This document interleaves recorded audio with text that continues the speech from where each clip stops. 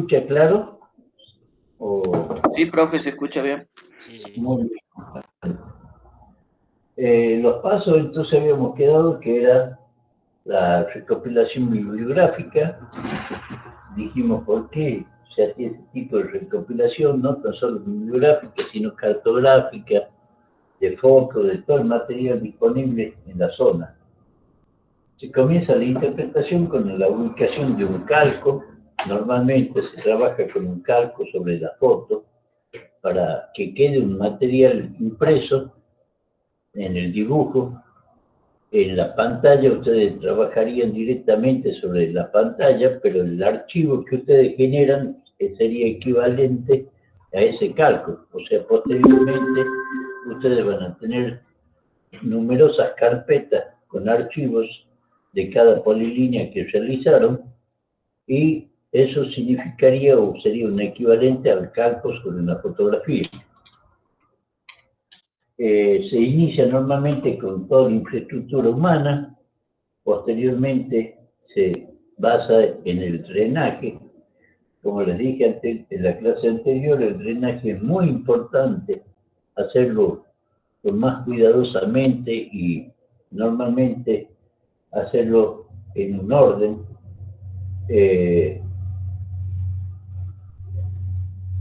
Porque dentro de todo el drenaje es de mucha ayuda en el momento de definir unidades. O sea, hoy en día ustedes no tienen una noción clara de lo que puede rendir o puede ofrecer la interpretación de una imagen. Normalmente ustedes ven una foto y creen que algunas cosas se notan, otras no, pero tenemos que ir focalizando y haciéndonos la imaginación o pensando cómo discernir o separar cosas dentro de una foto. Uno de los principales elementos para poder entrar a diferenciar cosas es justamente el drenaje. Después nos van a ayudar también otros elementos, otros factores como el caso de la textura, el tono, la morfología general, el relieve. Todo eso van a ir coayudando a que lleguemos a una definición, a una conclusión, vendría a ser de unidades que podamos separar. Otro elemento es, como les dije en la clase anterior, es comenzar con la interpretación general de los depósitos modernos. Dentro de eso es vital para poder ir definiendo, delimitando las áreas donde tenemos que focalizar nuestra interpretación. Una vez que uno ya tiene normalmente por ahí delimitar los depósitos modernos de lo que es roca, lleva mucho más tiempo del requerido. Una vez que ya tenemos focalizado únicamente en la parte de rocas, debemos realizar una exhaustiva visión o tratar de entender todo aquel elemento que sea distinto de un lugar a otro, que nos permita ir definiendo elementos o partes de la foto donde puede haber una unidad distinta a otras, ya sea por su tono, textura, drenaje. Al final, también tenemos que ir tratando de marcar todo lo que sea, desde una primera instancia, todo lo que sean datos útiles para ir armando estructuras. O sea, no tan solo tenemos que marcar los contactos entre distintas unidades fotogeológicas, sino también ir marcando todo lo que les pueda servir como información para poder armar una estructura y dependiendo de esa estructura, si esa estructura está normalmente completa o está fracturada o tiene un sistema de fracturación impreso que me corta o me desvincula una unidad de otra. Todo esto también tenemos que tener una noción de todo lo que es los rasgos. Un ejemplo para que ustedes entiendan normalmente, cuando uno observa una foto, si son escalas pequeñas, tipo 50, 60 mil pesos, normalmente aparecen estructuras grandes, o si puede tener la posibilidad de trabajar con una imagen satelital, en el caso del Google, ustedes primero tienen que ver un panorama siempre de lo regional a lo local. Si ustedes observan estructuras o morfología, por ejemplo, una montaña en la cual ahí van a poder analizar, primero que nada, cuál es la asimetría topográfica que puede presentar una montaña, si uno de los flancos, una de las laderas es más tendida que otra. Eso siempre tiene una gran influencia también estructural. La topografía es un reflejo directo de la roca aflorante y de las estructuras presentes. La mayoría de las veces van a ver siempre que uno de los flancos de la serranía puede ser muy tendido, muy suave y muy probablemente coincida con la inclinación de las capas, si estamos hablando de rocas sedimentarias. En cambio, en el otro flanco puede ser muy abrupto, lo cual me está definiendo que hay una erosión intensa de las capas y aflora la parte más antigua, las rocas más antiguas. Esto también puede estar asociado a un sistema de fracturación sobre ese borde. O sea que los cambios topográficos muy abruptos que pueden observarse corresponden a la presencia de fracturas que hacen que se eleve esta montaña comparativamente a la zona deprimida de la región. Eso en el transcurso del tiempo se van a ir dando cuenta. Todo eso tienen que prestarle mucha atención, o sea, tienen que ir relacionando el relieve con la inclinación de las capas, las estructuras, qué estructura está presente, el desgaste que puede tener, y más que nada, siempre analicen la situación a nivel local, o sea, ustedes primero tienen que tener conocimiento un poco de la geología regional para poder saber si están en un ambiente plegado, muy compresivo, en el caso nuestro, de Cordillera Oriental, todo donde la presencia, es muy normal la presencia de fracturas siguiendo aproximadamente el rumbo u orientación de las principales serranías. Puede haber más de una falla, los pliegues son muy cortos, muy apretados o están muy fallados normalmente, hasta el punto que los que aparecen son homoclinales sucesivos elevados por fallas. Todo eso tienen que tratar de ir teniendo en la cabeza previo al análisis. O sea, cuando ustedes empiezan el análisis, no es lo mismo analizar una franja de la Sierra Subandina, una franja de la Cordillera Oriental o de la Puna. Todos tienen características estructurales muy cambiantes y muy distintas. Después de realizar el análisis, se comienza con la interpretación geológica, tratando de observar con el mayor detalle posible la inclinación de las capas, colocar la mayor cantidad de signos de rumbo y engrosamiento que le va a ir permitiendo armar las estructuras.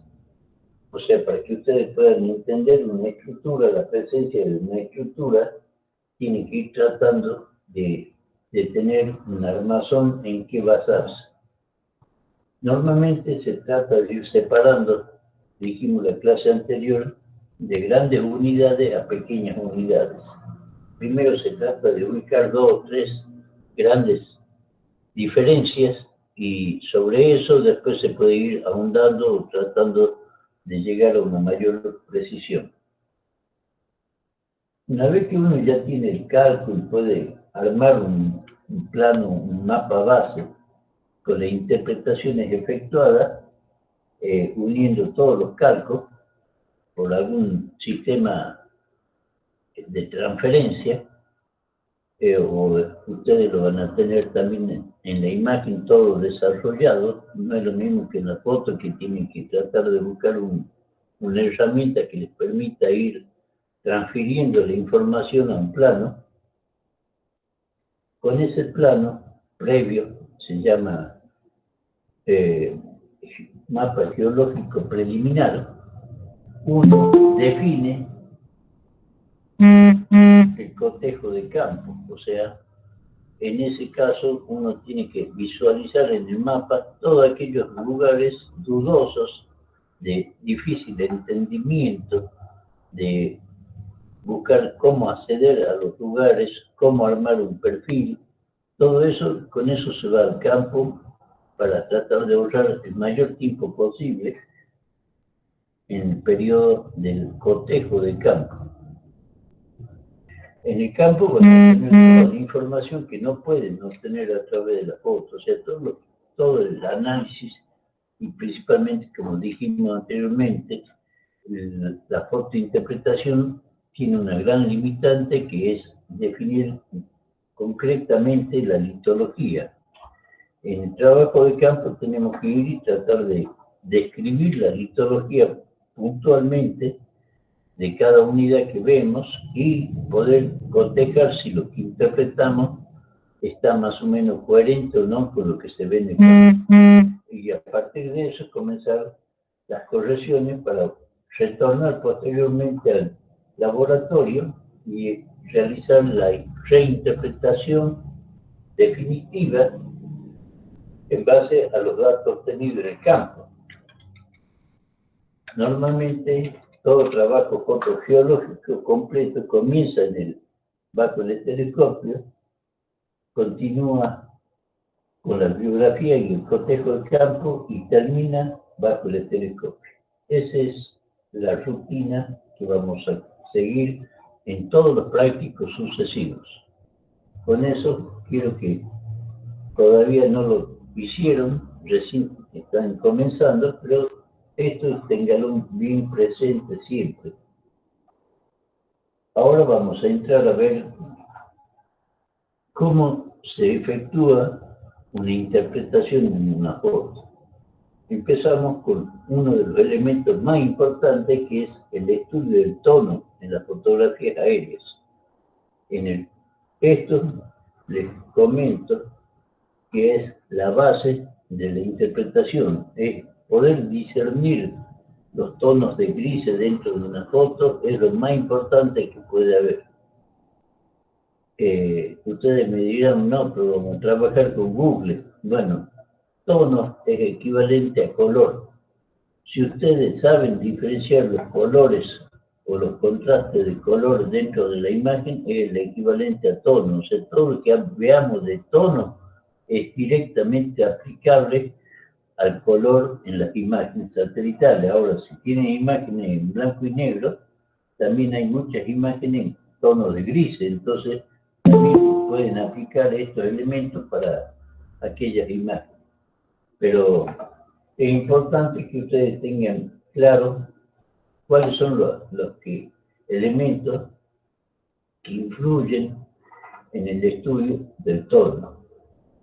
El tono, entonces, en resumen, los podemos definir como el estudio de la intensidad de los grises en la fotografía aérea, en una base que es una base imprescindible para su interpretación. También podríamos decir, en el caso de una imagen, que es el estudio de las intensidades y distintas variedades de colores en la imagen, que nos permite detectar o diferenciar elementos. Es muy difícil tratar de explicar a ustedes cuál sería una correcta interpretación del tono si uno no lo lleva en la práctica, o sea, poderlo concebir a esta teoría prácticamente. El tono, normalmente, y eso quiero que se le grabe una pregunta de examen, ¿de qué depende el tono? El tono depende directamente del color natural de la roca. Por consiguiente, cuando ustedes interpretan la imagen, están viendo el color natural de la roca. En cambio, en una fotografía o en una imagen en blanco y negro, ese color le va a reflejar distintas variedades de tonos. Tonos muy oscuros en aquellas rocas de color oscuro, principalmente todas aquellas de colores rojos o colores tipo, diríamos, verde oscuro o negro, van a aparecer con los tonos más oscuros.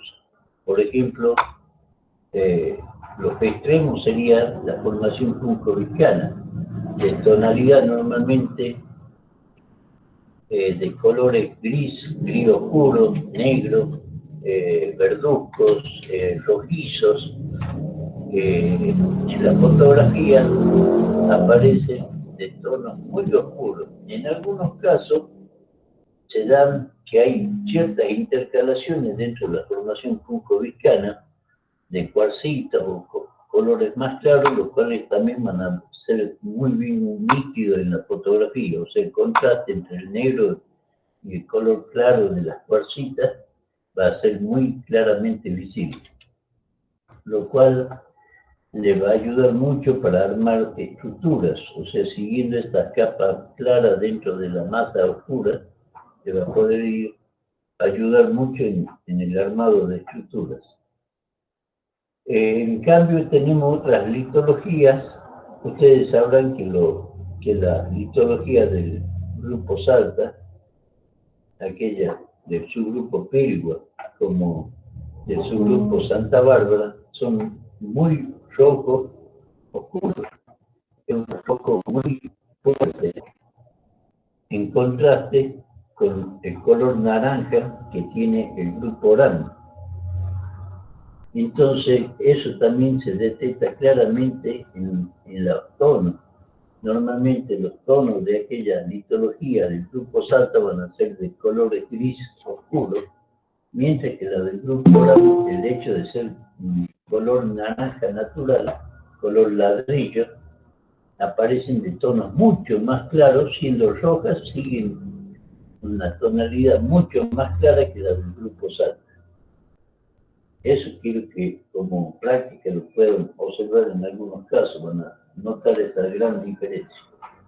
Y por último tenemos aquellas rocas que son normalmente calcáreas, caso del lecho, yacoraite, maíz gordo, que hasta la misma faja verde de lumbrera, que aparecen con unos tonos muy claros. Son muy contrastantes, muy evidentes, o sea, esto es importante saber porque tenemos normalmente en la interpretación que encontrar un nivel guía, o sea, normalmente cuando tenemos una foto tenemos que encontrar dentro de esa foto cuál es un nivel que nos sirva de referencia en base a la bibliografía que vimos de la zona, qué elemento podría ser de referencia que nos pueda indicar una ubicación exacta dentro de la columna estratigráfica. Uno de los mejores ejemplos de unidad como referente, como guía, como capa guía a nivel de todo el noroeste argentino, desde Tucumán hacia el norte, es la formación Yacoray. Es una formación de amplia distribución, tanto en las tres regiones, Sierra Subandina, Cordillera Oriental y Puna, una de las más conspicuas, o sea que puede ser claramente visible en todos los sitios donde aflora, y que nos sirve de referencia como contraparte para saber qué existe por encima del umbral de Yacoraite y qué existe por debajo. De esa manera nosotros podemos armar la secuencia claramente, teniendo, si podemos detectar esa formación. En los casos en que no esté Yacoraite como banco guía, como elemento guía, nos tenemos que buscar otro elemento. Entonces, en base a la bibliografía, tenemos que ver qué unidad podría ser fácilmente detectable y esa usarla como referencia para relacionarla con las otras unidades. Dentro de los tonos, es un reflejo. Ustedes saben que el color natural de la roca principalmente depende de su formación, de su génesis. O sea, todas aquellas rocas continentales son de colores rojos y las rocas de origen marino pueden ser verde, gris, gris oscuro, en caso de Punta, un verde oscuro, negro, en caso de el ordovícico, puede tener colores más pardos, pardo rojizo, como el caso del dipión en silúrico, o rojizo en el caso de rojo tirando morado en uno de los miembros del grupo mesón, y pueden tener también colores muy claros, en el caso de las arenicas, cuando son depósitos de playa o de someras, como las cuarcitas del grupo mesón, cuando son ortocuarcitas, en el caso de que sean arenas con cemento silicio, normalmente el color natural de la roca va a ser un color muy blanquecino, muy claro, rosado, y entonces esas sí tienen un gran resalto tonal en el caso de la fotografía. Por otro lado, tenemos rocas con composición calcárea, aunque no sean totalmente calcáreas, como el caso de Yacoraite y Maíz Gordo. Maíz Gordo es una pelita, pero tiene numerosas intercalaciones de estromatolitos calcáreos que le da un contraste muy general de colores muy claros dentro de la foto. Eso en cuanto a tonos. Los tonos tienen una serie de factores que lo hacen distinto y dependen de tanto del clima, de factores técnicos, de factores litológicos, que vamos a pasar a enumerar rápidamente ahora.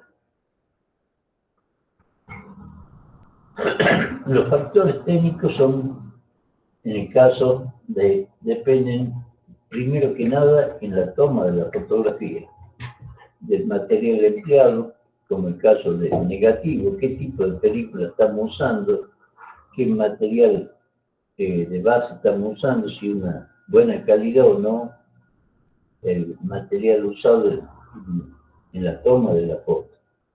También dentro de los factores técnicos tenemos que el papel que se use en los positivos va a ser muy influyente en el contraste. Y tenemos un ejemplo, por ejemplo, la foto que ustedes ven en el salón que hay en geología.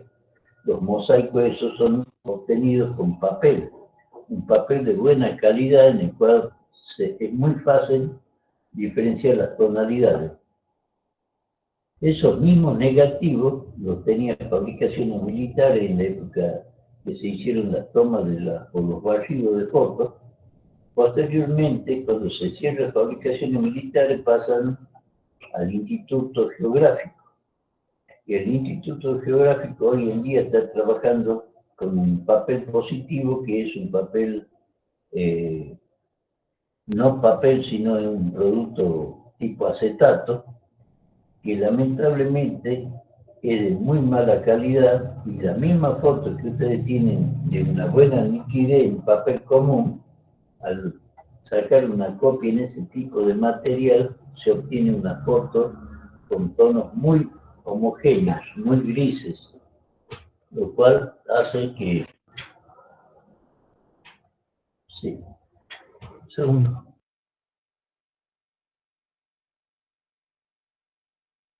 Sí, 20 minutos. Sí, está bien. Listo. ¿Qué cosa acá tenés para audio? Bueno. Otro proceso dentro de la técnico que afecta el tono es todo el proceso de revelado. Normalmente uno toma la fotografía en un papel negativo, lo lleva a un laboratorio, depende la calidad de los reactivos que usa y del tiempo de exposición para obtener los positivos, influye muchísimo en la calidad de los positivos posteriores. Eso es muy importante tenerlo en cuenta. También el caso de los filtros que se utilizan en el caso de la toma de la foto. Otros factores propios del material fotografiado, por ejemplo, son el color de la roca. Bueno, ese es fundamental. Yo se puse en rojo para marcarles claramente que el tono es la roca es un factor determinante en el tono de la fotografía, como en el color de la imagen satelital. La textura también de la roca va a contribuir muchísimo en el tipo de tonalidad. Por ejemplo, cuando hablamos normalmente de un granito en clima seco, donde aparece toda una pendiente, una ladera cubierta de bochones, va a originar directamente un tipo de textura que fotografiar esas bochas van a aparecer como pequeños puntos, granos, muy como si fuera sacaroide, una textura sacaroide, una textura granuda, y es muy fácilmente detectable en la fotografía.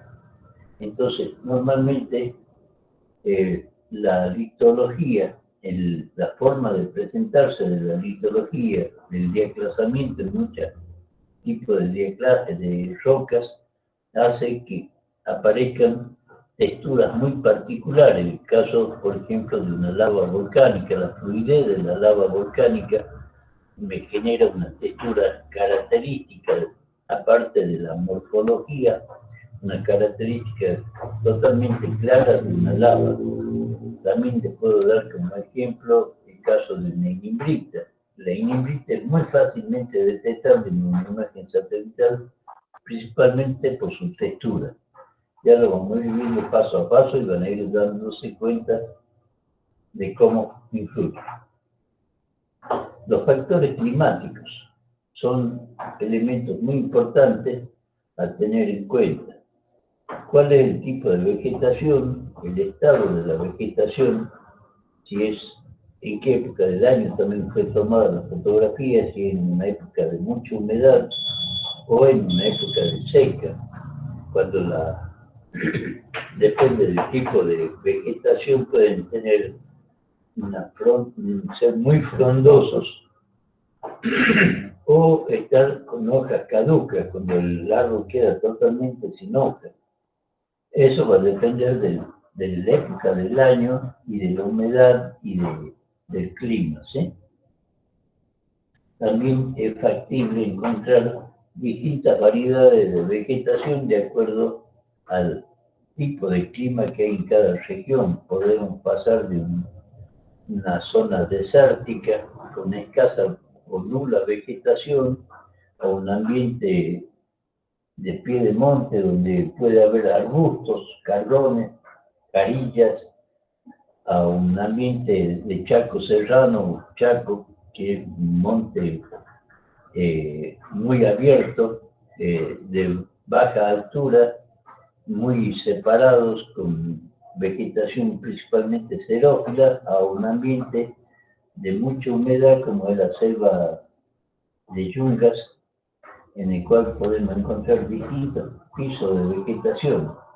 Uno de los ejemplos más característicos es, por ejemplo, pasar de una zona boscosa a una zona muy clara en la foto, que es un pastizal de altura. Normalmente en la selva de yungas, después de los 2.500 metros de altura, normalmente desaparece la yunga, la selva, para dar paso a un ambiente de pastizales de altura, en el cual en la foto es muy claramente discernible ver un tono muy claro, muy blanco, hasta el punto que la mayoría de la gente confunde este tipo de ambiente con nieve, o sea, relaciona la claridad o blancura de la zona, la asimila a nieve.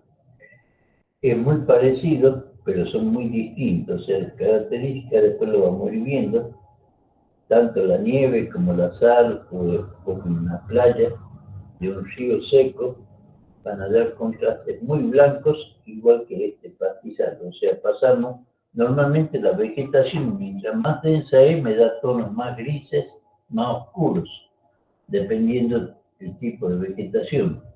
Cuando es muy densa, pues pasamos de un ambiente en tonalidad muy oscuro, gris oscuro, a un tono casi totalmente claro, de tonos muy claros, que es el pastizal de altura. Eso les vengo a prevenir y quiero que lo observen. Si tienen la posibilidad, entren en las imágenes de Sierra Subandina, donde es muy claro. Fíjense en la sierra, lo que se llama normalmente Cresta del Gallo, Altos de Calilegua, frente al edema, y van a notar estos grandes contrastes que hay de los pastizales de altura con la selva.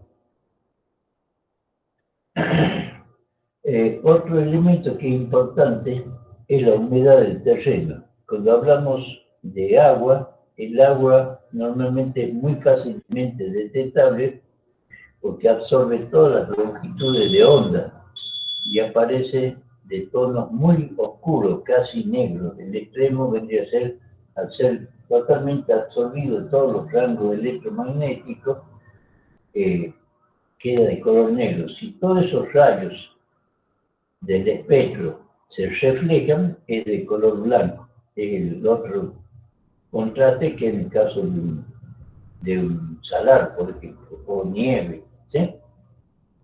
Entonces el agua normalmente, de acuerdo a si es un lago profundo, por ejemplo, vamos a tener tonos muy negros.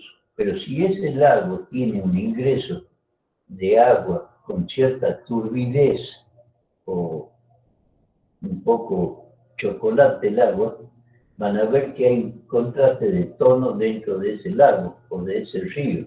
Normalmente la turbidez del agua me deja un tono, un gris, no llega a ser negro, sino un gris mucho más suave que el negro. Eso también está reflejado, esos serían los extremos, o sea que el agua siempre va a aparecer de color negro, por eso en una playa de un río es fácilmente detectable cuando un río tiene agua o no. Ustedes cuando hagan la cartografía de los ríos se van a ir dando cuenta que aparece una línea de color bien negro, es la que tiene agua, y cuando no aparece esa línea es porque es un arroyo totalmente seco. Cuando eso lo traducimos también a la humedad del terreno, vamos a notar que hay ciertos sectores que son más grises o gris oscuro debido a que están más húmedos o menos húmedos. Aquellos sectores donde hay menor humedad o el suelo está muy seco, van a aparecer de tonos mucho más claros que ese mismo terreno cuando está húmedo. En especial se van a dar cuenta en aquellos cultivos donde hay riego. Van a notar que ciertos cultivos aparecen de tonos muy oscuros y el que está al lado de tonos muy claros. Y eso no es otra cosa que la cantidad de agua que tiene el suelo. También es muy importante tener en cuenta este elemento para detectar fallas. Muchas veces las fallas son conductos de las vertientes o ascenso del agua de la parte profunda. Entonces van a observar que muchas franjas o líneas oscuras o negras no son otra cosa que el indicio o la presencia de humedad o de vegas alineados siguiendo una fractura. Hay un ejemplo muy lindo para observar que es muy detectable en la zona de Huachipa, a la parte este de Huachipa, en una zona de conos aluviales, donde se puede ver claramente un contraste tonal dentro de los aluviones o los conos, donde aparece la mitad de los conos con colores oscuros, con una vegetación muy frondosa, al resto del cono donde hay tonos grises muy claros y escasa vegetación. Eso me está dando la pauta de la presencia de una falla, aunque no se vea la falla superficialmente. ¿Sí? Bueno, la nieve también dijimos, ¿cómo haría yo para distinguir la presencia de nieve que es de color blanco, de un pastizal de altura y de un salar? ¿Cómo haría yo para diferenciar estos tres casos? ¿Quién me puede sugerir algo?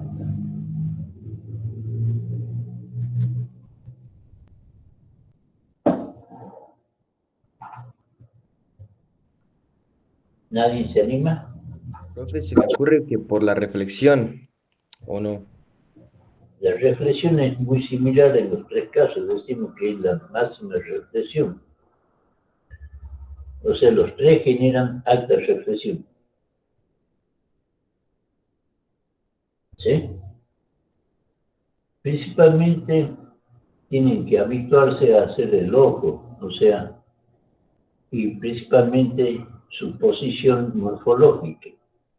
Un salar siempre va a estar en las zonas más deprimidas, el pastizal siempre va a estar en la cumbre, en la parte más alta, y la nieve puede esparcirse en todas las laderas. ¿Sí?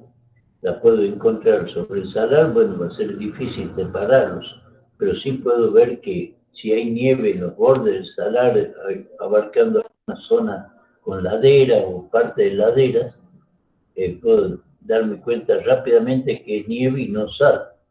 Lo mismo en las zonas altas, en los pastizales sí es bastante confuso. Tenemos que observar con mucho más precisión, ver si esa nieve, si para que sea nieve me tiene que ocultar lo que hay por debajo. O sea, por ejemplo, yo tengo un río, si ese río me aparece muy tapado, muy con una cierta capa encima, ahí me estaría dando cuenta que es nieve y no pastizal, ¿sí? Todo depende de su posición geográfica, o sea, cómo está en relación al relieve. Por eso le digo que normalmente un pastizal siempre está arriba de los 2.500 metros de altura. En cambio, el salar siempre va a estar en la parte más deprimida de una región, de una cuenca. ¿Me entienden? Bueno, cuando lo entren a visualizar se van a ir dando cuenta poco a poco. ¿Sí? Hay que verlo como ejemplo principalmente. Bueno, el tono también va a depender, como dijimos antes, de la estación del año, si es una época seca o húmeda. La hora de la toma es muy importante. La fotografía tiene un rango, cuando uno hace la planeación de vuelo, definir claramente la hora de toma de la fotografía, la inclinación del sol, la latitud en que se encuentra y la luminosidad del ambiente, o sea, justamente que no haya bruma, que el cielo no esté tan enrarecido por tierra en época de agosto, septiembre. Ustedes habrán visto que el cielo siempre aparece de tonos grises, marrones, por la cantidad de tierra en suspensión que hay. El humo también, por ejemplo, en la zona de cañaverales que queman permanentemente la caña, el cielo aparece casi permanentemente con una cierta capa de humo. Todo eso hace en la calidad de la fotografía, en la calidad, en el contraste de los tonos, son muy influyentes. Bueno, después tenemos también los factores humanos, que son ya muy fáciles de detectar. Las obras públicas de irrigación, a tener en cuenta, las vías de comunicación, los cultivos, las explotaciones mineras. En el caso de los cultivos, o en el caso, por ejemplo, en zona, le doy un ejemplo, en la zona de, yendo hacia Cachi,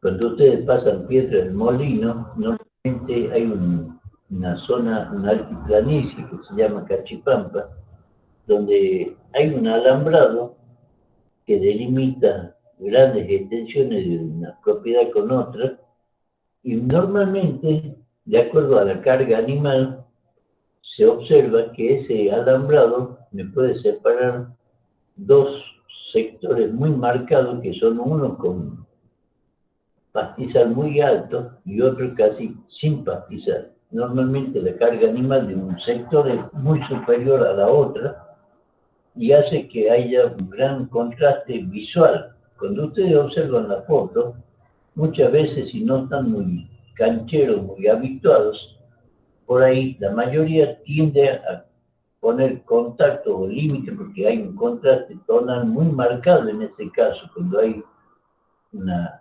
cantidad de pastizal muy denso a aquellos sectores más pelados, como les decía recién.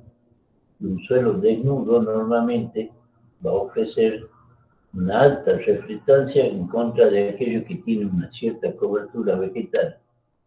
Entonces, me acuerdo mucho de un compañero mío que en estructura sabía marcar contacto en todos los alambrados. Y eso es falta de un poco de experiencia, o sea, tienen que darse cuenta que es un hecho cultural y no un hecho geológico. ¿Mm? Como ejemplo se lo pongo en este caso. En el caso de los cultivos también se van a dar cuenta que hay cultivos de todas las tonalidades, de acuerdo a si el suelo está totalmente recién arado, si está totalmente cubierto de pastura, si está cubierto de otra plantación. Siempre van a observar una gran cantidad o variedad de tonalidades, pero siempre con ciertas formas muy estructuradas, muy humanas, ¿no? Y lo van a hacer, se dan cuenta de que se tratan de hechos culturales y no de naturales. Bueno, chicos, ¿alguna pregunta de todo esto? Esto es importante que sepan. Todos estos elementos ustedes tienen que conjugarlo en el momento de la observación. Yo acá se los enumero, pero todo esto tienen que tener claramente presente en el momento que hacen una observación de algo, o quieren distinguir una cosa de otra. Una cosa natural que es muy importante para la zona es el tema, principalmente, la inclinación del sol. Es de gran influencia a nuestra latitud. En el caso, en estos momentos, por ejemplo, nos estamos aproximando ya al 21 de junio, que es el punto en el cual el Sol tiene la mayor inclinación con respecto al planeta Tierra. Se van a dar cuenta que todas aquellas laderas que dan al sur tienen sombra permanente.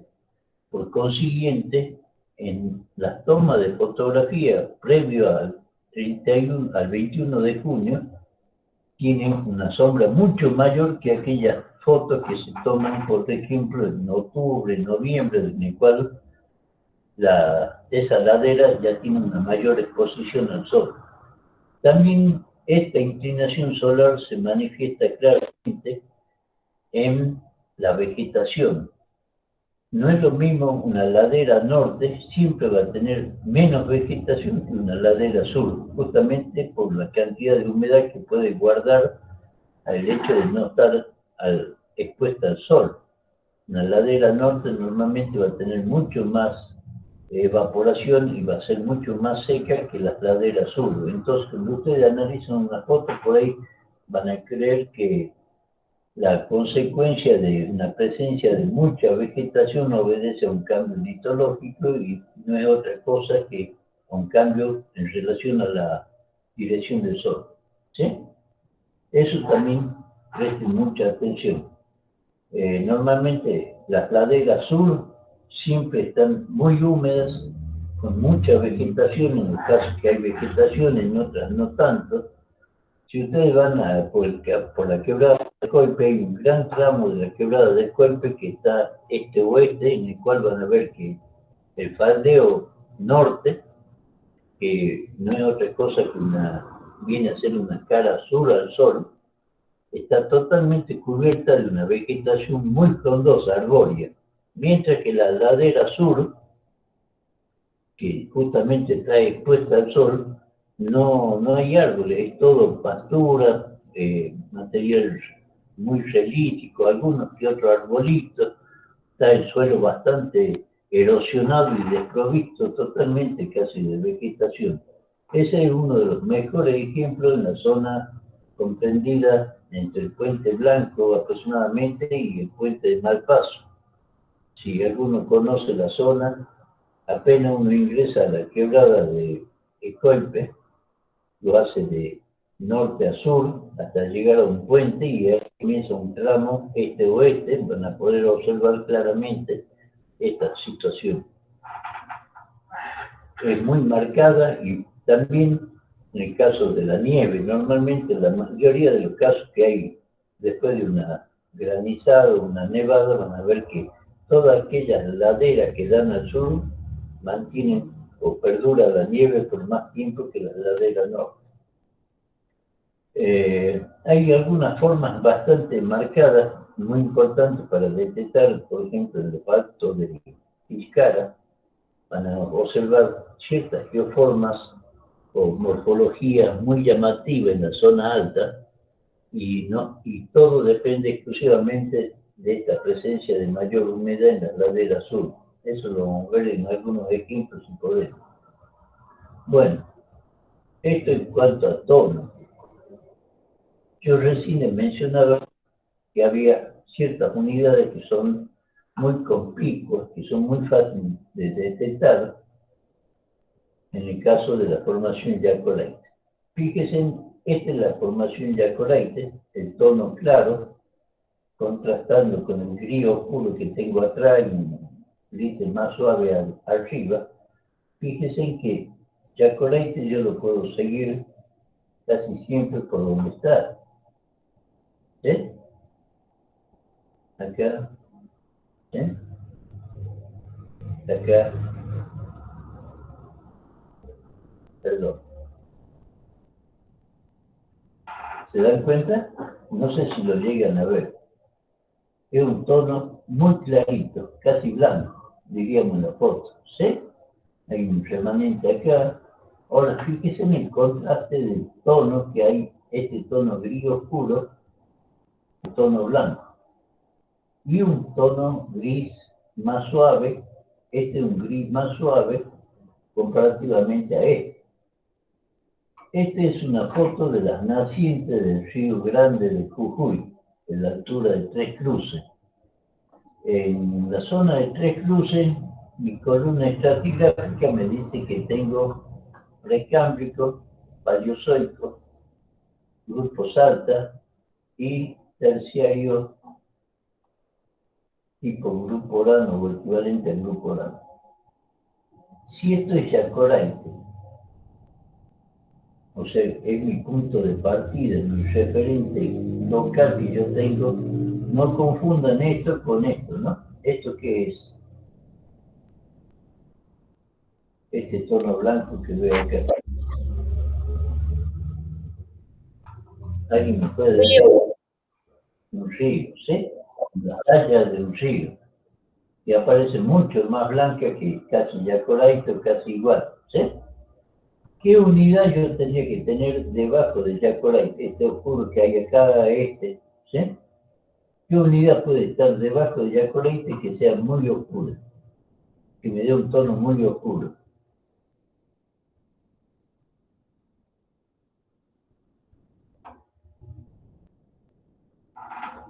¿Qué formación podría haber abajo de Yacoraite en ese caso que me está dando un tono muy oscuro? Puncoviscana. O sea que no hay ni paleozoico ni pirgua. Recién le acabo de decir puncoviscana, paleozoico, grupo SAT. ¿Qué puede haber debajo que no sea puncoviscana? Puncoviscana parece así de ese tono, un poco más oscuro en algunos casos. Pero no es puncoviscana. ¿Qué otra formación me puede dar un tono muy oscuro?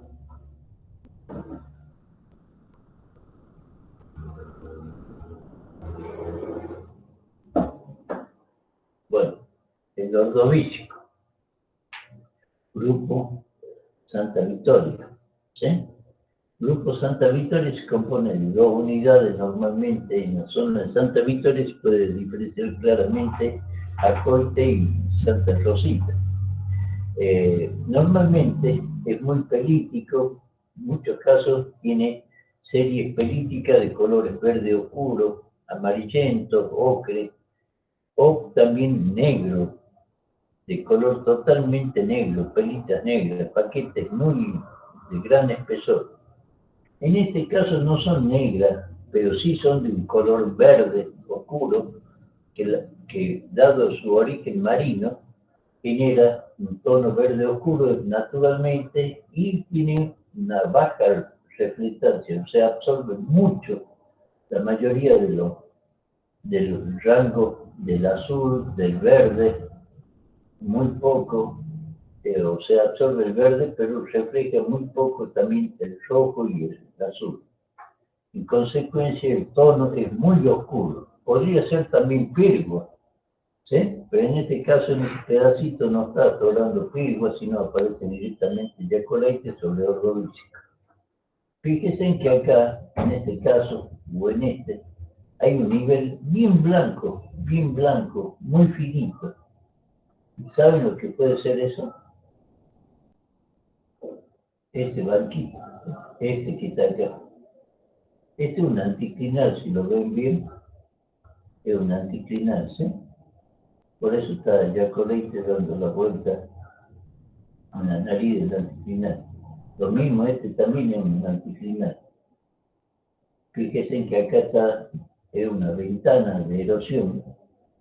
Esta es la charnela del anticlinal. La charnela del anticlinal es la parte más alta del anticlinal y está comenzándose a erosionar la charnela. Entonces aparece la roca que está abajo, aparecen las distintas ventanas, estas parte de la roca florante abajo, de color oscuro, ¿ves? Este es justo un anticlinal. ¿Qué puede haber en la base del Yacoleite que sea tan blanco? Un poquito de espesor. ¿Qué formación puede haber? A ver, ¿quién me dice? ¿Quién tiene? Los blanquitos, profe. Los blanquitos, no, que pirgua, los blanquitos acabamos de decir que no está pirgua. ¿Qué otra formación está entre los blanquitos y Yacoleite?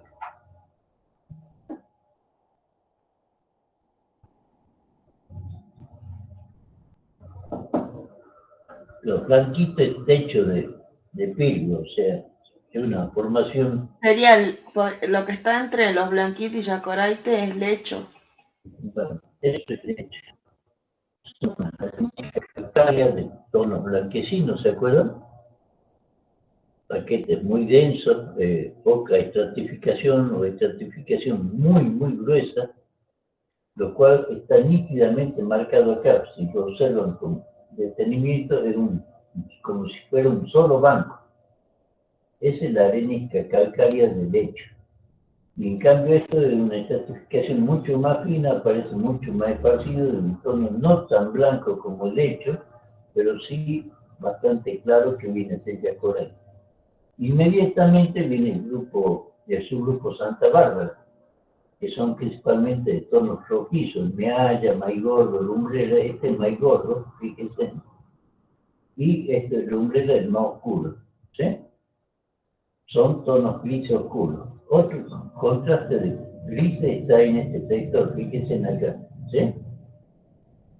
Hay una línea muy marcada topográficamente y tonalmente, ¿sí?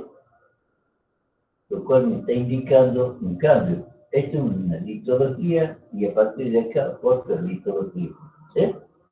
Topográficamente también son distintos, ¿sí? Todos esos elementos me sirven a mí, aunque yo no sepa qué material es, esto después lo voy a analizar, por la densidad del drenaje, la tonalidad, el relieve que está mucho más alto que esto. Todo eso me va a ir dando pautas para más o menos tener una idea de qué material tengo acá presente. Pero sí, para mí es súper valioso en la cartografía poder marcar esta línea tal cual como se la ven en la foto, que sería en el terreno, ¿sí? Con eso yo ya logré un avance impresionante. Puedo tener un contacto muy bien claro abarcando toda esta superficie del terreno que si voy al campo tal vez no la vea tan nítidamente. ¿Sí? Ahora, cuando vaya al campo ya puedo aumentar mi descripción sabiendo qué litología exactamente es esto y esto. ¿Eh? Acá también puedo marcar una línea, fíjense, hay un cambio muy marcado en el drenaje y en la topografía en esa línea, ¿ves? Acá también, ¿se dan cuenta? Por eso el tono es tan importante, el tono me va a ir dando pautas de cómo veo las cosas, de qué puedo ir separando. Primero empiezo a separar las grandes cosas y después podría ir separando cosas con más detalle, con más cuidado, a medida que voy entendiendo la interpretación que estoy haciendo. Bueno, eso en cuanto al tono. Fíjense en estos tonos. Acá tengo una gama de tonos de grises, pero principalmente blanquecino, algunos, la mayoría, bastante tonos muy claros, como este, por ejemplo. Este unos grises más intermedios, este más negro de todo, este también muy oscuro, que me están dando la pauta del cambio. O sea, yo con definir, mapear el contorno de esta unidad de tonos muy oscuros, sin querer estoy ya mapeando geológicamente dos cosas distintas, ¿sí? A este también lo puedo redondear y fíjese, toda esta franja, toda esta serranía es un intrusivo, una roca granítica, se llama intrusivo de Tacataca al borde de Salinas y Arizaro. Este es un intrusivo un intrusivo menor dentro del intrusivo más grande. Por eso aparece de tonos distintos en una zona anómala, de un intrusivo muy silicio, que me da un tono mucho más claro que la roca de Caja, que es un granito más antiguo. En cambio, el contraste es una roca volcánica, basáltica. Se nota ahí el cono volcánico, la geoforma del cono volcánico, lo mismo que este es una lava volcánica, ¿sí? Probablemente esto también sea volcánico. Y acá tengo otra parte de intrusivo también con alguna variante, anomalía, esta más oscura o más blanca, ¿sí? Eso otras cosas que yo acá puedo preguntarle a ustedes, yo veo dos líneas muy definidas. Fíjense en que tengo toda esta parte de intrusivo y esta parte de intrusivo, y acá tengo una franja muy delimitada de material moderno, depósitos cuartarios nuevos, que han rellenado toda esta franjita que tengo acá. ¿A qué se puede deber esta franja?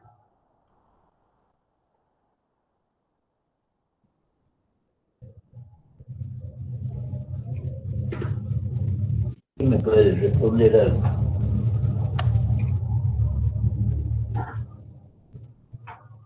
¿Puede ser la presencia de una falla en el medio? Acá una falla. ¿Puede ser? Acá en el medio habría una falla. ¿O precisaría que la falla estén acá, una acá en un borde y otra acá de este otro borde? Claro. Probablemente hay dos fallas. Esto no sería otra cosa que una depresión estructural, un pequeño, ¿cómo se llama? Un bloque bajo, un graben, ¿sí? Un graben entre dos fallas, y esta falla, fíjese, en los dos centros volcánicos están en la línea de la falla, ¿sí? O sea que aparte de ser una falla muy marcada, tiene centro efusivo sobre la línea de falla. Y esta que hace de tope, o sea, eleva toda esta estructura granítica, que es el mismo granito que este, lo eleva y queda una zona deprimida entre las dos serranías, que está totalmente rellenado de material moderno. Por eso es tan importante notar, y esto únicamente uno lo puede ver fácilmente a simple vista en una fotografía aérea o en una imagen satelital que no le aportan rápidamente esa información, ¿sí? Bueno, ¿alguna pregunta sobre esto?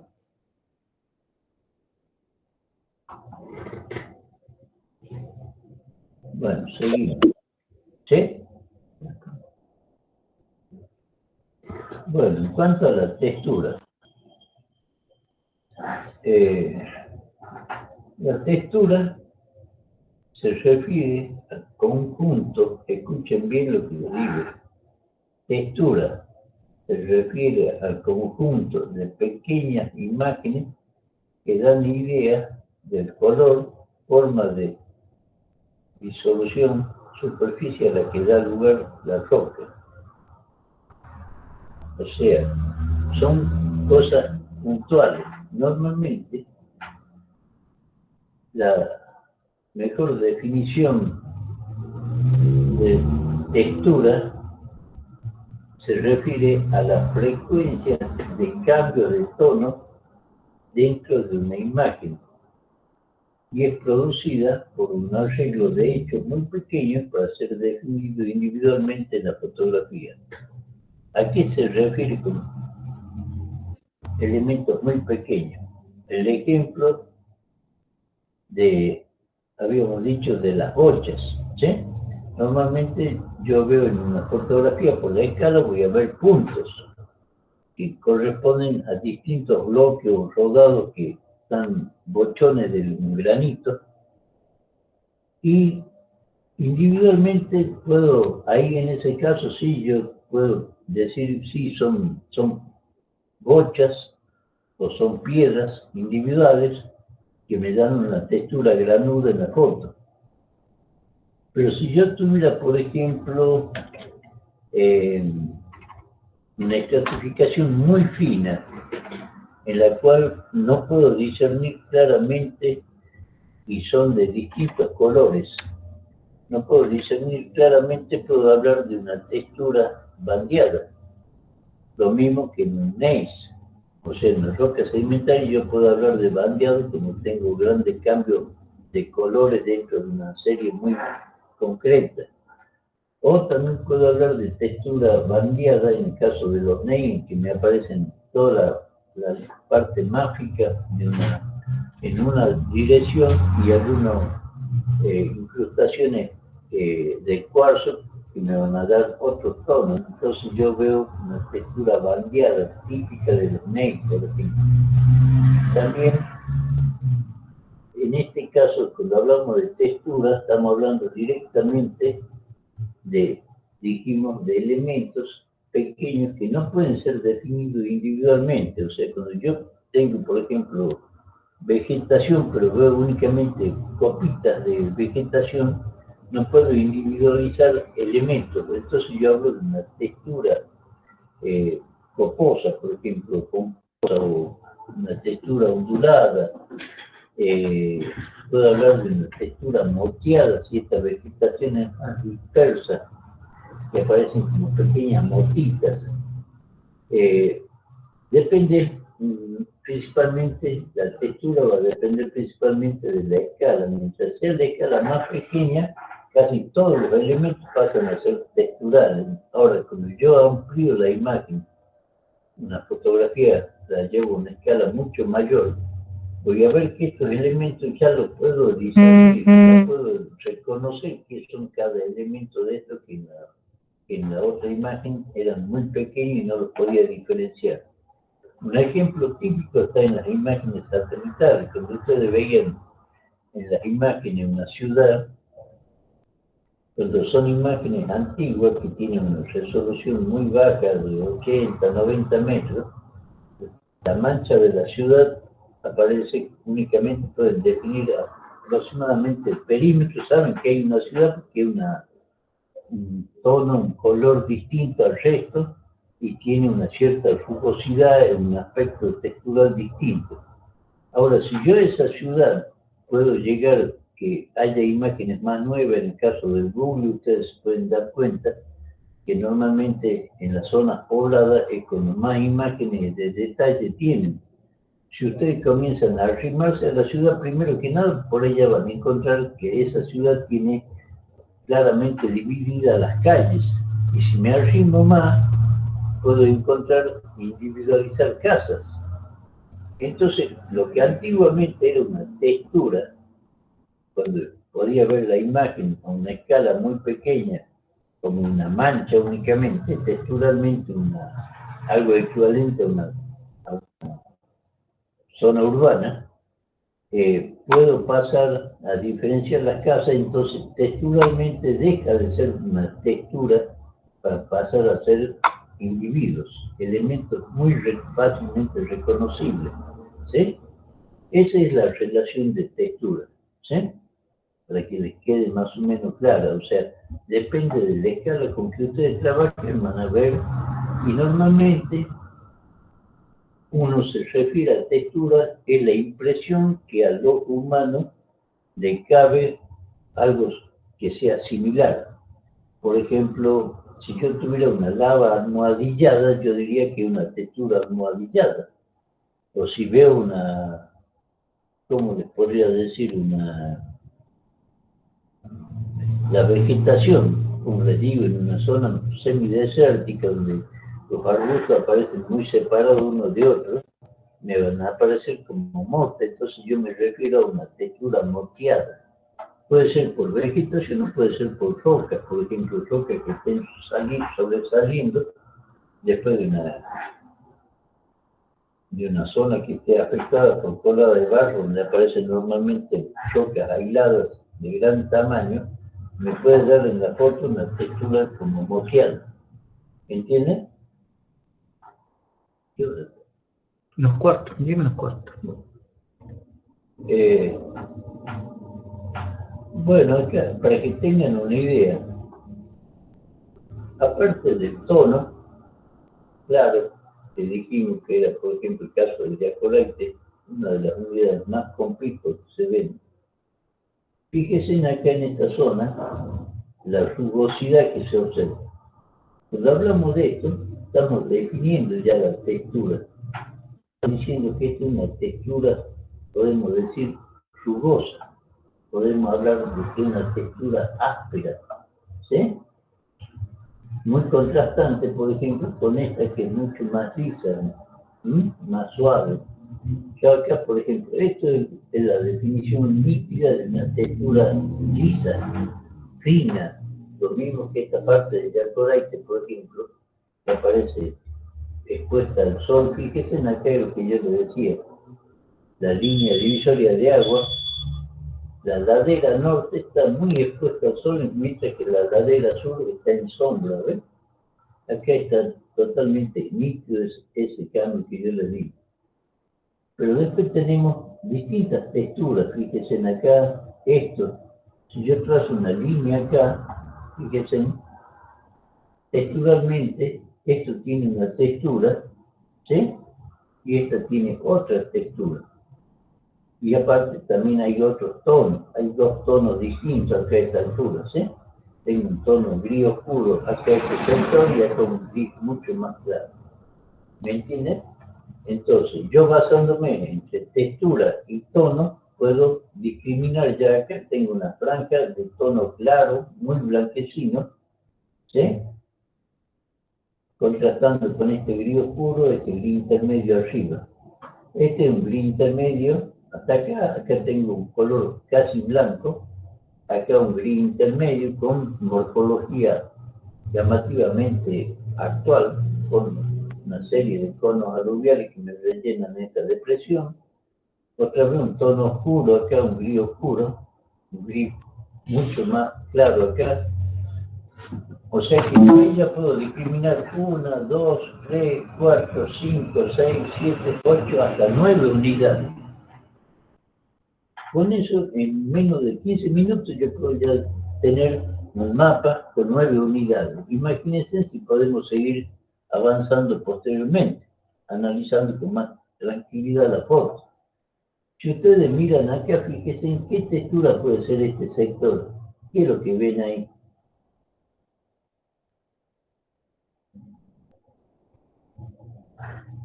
¿Alguien me puede decir?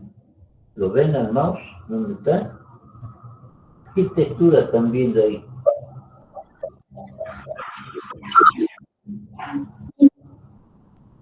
A ver quién se aventura.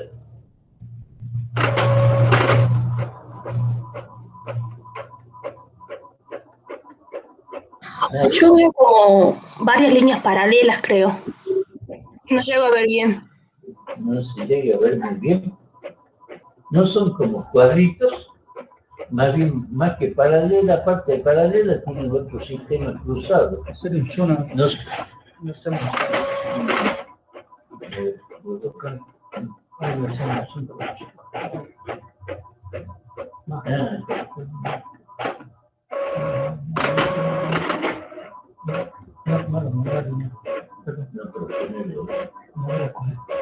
Están moviendo la cosa.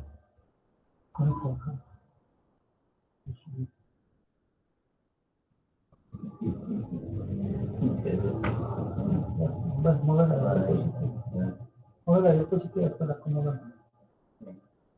¿Lo ven ahora?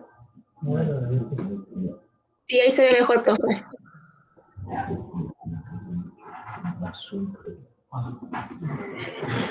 ¿Lo ven? ¿Qué puede ser ahora? Ahora le hicimos más uno, ahora se ve más nítido, pero también nos ayuda a definir claramente qué puede ser. ¿Qué puede ser? Cultivos, ¿sí? O sea que en la escala que estaban mirando al principio, ustedes decían una textura reticulada, podía ser, ¿sí? Algo, formas geométricas. Pero si yo le hago el zoom, esas formas geométricas que antiguamente eran texturas reticuladas, ahora ya sabemos claramente que son cultivos, o sea, deja de ser textura. ¿Me entienden? Pues cambio de escala. Porque le cambié la escala de observación. ¿Comprenden cómo es? Sí, profe. Bueno, acá en la otra parte que veíamos la textura esa bien rugosa, a ver si le puedo llevar un poquito a ver. Quiero que se den cuenta, acá, en esta parte blanca, esto, ¿qué puede ser? ¿Qué es lo que me puede dar esta textura tan áspera, tan rugosa que hay acá? ¿Qué parte? Esta es una cuarcita, esta es la cuarcita del cambio. Son rocas muy resistentes a la erosión. ¿Qué me estaría mostrando esto de la cuarcita? Que si yo pudiera hacer un zoom más sobre este sector, sería realmente más, me permitiría ver con más claridad. ¿Qué podrá ser? ¿Qué es lo que ven ustedes? ¿No observan como líneas? Líneas. ¿Están diaclasadas, profe? Están muy diaclasadas, eso, exactamente eso. Entonces el diaclasamiento de una roca muy resistente, cuando yo tengo una escala muy pequeña, me va a aparecer como una textura rugosa, áspera, ¿sí? Como que está muy quebrado, ¿me entienden? En cambio, cuando yo puedo observar con más detalle, esa textura me deja claramente en evidencia de que la roca está muy diaclasada. O sea, estoy viendo un planchón de las cuarcitas cámbricas muy diaclasadas. ¿Me entienden? Y acá, en cuanto a la estratificación, fíjense en la estratificación fina que tiene Yacoraite en esta ladera, ¿ves? ¿Eh? Ahí se observa claramente. Acá aparentemente el lecho no está muy presente o muy escaso, no aparece un banco muy resistente abajo o tendrá otra litología, pero aparece directamente yacoraite sobre los depósitos. Esto es ordovícico. ¿Sí? Ordovícico, cámbrico y precámbrico, lo que está abajo del cámbrico. Este es el grupo mesón, precámbrico, ordovícico, yacoraite. ¿Mm? Por eso es tan importante reconocer una unidad con pico, una unidad que me sirva de guía para saber qué puede haber abajo. ¿Eh? O arriba, en mi caso. Bueno, chicos, con esto, este tema es muy importante y vamos muy lentamente para que ustedes puedan ir viendo diferencias. En la próxima clase vamos a tratar de terminar este tema. Lamentablemente nos está llevando mucho tiempo, pero es muy importante porque todo esto que estamos viendo en este tema es lo que a ustedes les va a servir para poder hacer interpretar o diferenciar cosas en una forma. ¿Me entienden? Bueno, seguimos mañana entonces. Bueno, chicos, escúchenme, más que nada por ustedes. Yo podría empezar el práctico dentro de 5 minutos, pero para que se tomen un descansito, renueven la energía, las pilas,